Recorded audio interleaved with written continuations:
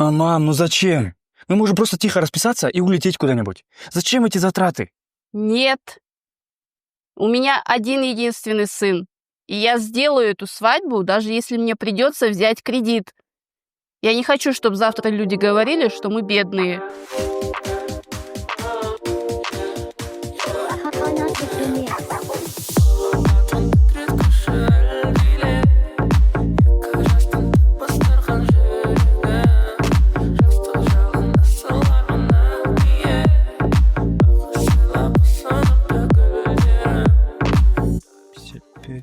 Блин, этот месяц у нас порядком не хватает.